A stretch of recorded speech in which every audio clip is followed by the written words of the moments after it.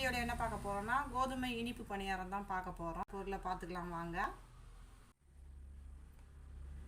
1 cup கோதுமை மாவு எடுத்து வச்சுருக்கிறேன். 1 கப்பு வெல்லம் எடுத்து வச்சுருக்கிறேன். 2 ஏலக்காய் பொடியாக நுணுக்கி வச்சுருக்கிறேன். 2 பிஞ்சு ஆப்ப சோடா எடுத்து வச்சுருக்கிறேன். 3/4 கப்பு எண்ணெய் எடுத்து வச்சுக்கிறேன். தேவையான அளவு தண்ணி. இப்போ எப்படி செய்யுதுன்னு பார்த்துக்கலாம் வாங்க.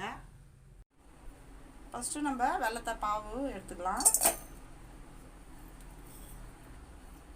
இப்போ கொஞ்சமாக தண்ணி சேர்த்துக்கலாம். அதில் அதாவது வெல்லம் முழுகிற அளவுக்கு தண்ணி. வெல்லம் நல்லா கரையிட்டோம். இப்போ வெல்லம் இன்னும் கொஞ்சம் கரையாமல் இருக்குது, நல்லா கரையிட்டோம். வெல்லம் நல்லா கரைஞ்சிடுச்சு பாருங்கள். இப்போ இதை இறக்கிடலாம். நம்ம இப்போ பனியார கல் வச்சாச்சு. கல் சூடாகட்டும், அதுங்காட்டி நம்ம மாவு ரெடி பண்ணிக்கலாம். மாவு போட்டுக்கிறேன். நான் ஏலக்காய் பவுட்ரு போட்டுக்கிறேன். ஆப்ப சோடா போட்டுக்கிறேன். நம்ம பாவை இதில் சேர்த்துக்கலாம். இதை நல்லா மிக்ஸ் பண்ணி விட்டுக்கலாம். கட்டி இல்லாமல் நம்ம மிக்ஸ் பண்ணிக்கலாம்.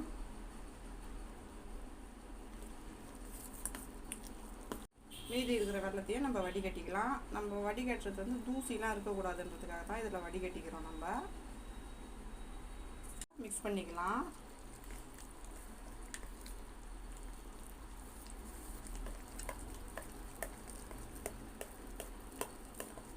நல்லா கட்டி இல்லாமல் கிளறி விட்டுக்கோங்க. பாருங்கள், சூப்பராக நம்ம கட்டி இல்லாமல் இதை நல்லா கலக்கியாச்சு. மாவு இந்த பதத்துக்கு இருந்தால் போதும்.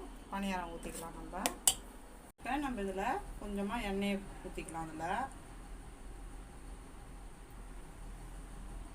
இப்போ கொஞ்சம் கொஞ்சமாக நம்ம பனியாரத்தை ஊற்றிக்கலாம்.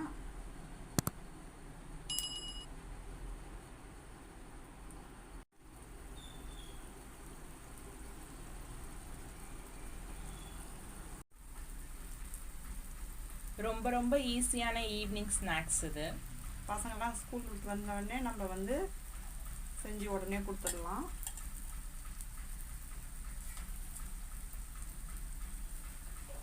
நல்லா வெந்துடுச்சு. நம்ம இதை திருப்பி போட்டுக்கலாம். ஃபஸ்ட்டு சுற்றி விட்டுட்டு இங்கே பாருங்கள் எப்படி வந்துருக்குதுன்னு. செம்மையாக இருக்குது.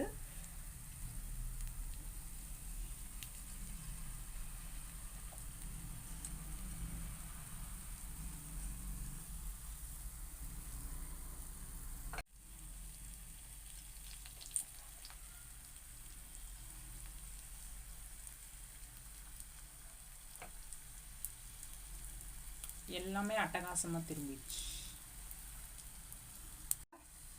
நல்லா வெந்துடுச்சு. இப்போ நம்ம இதை எடுத்துக்கலாம்.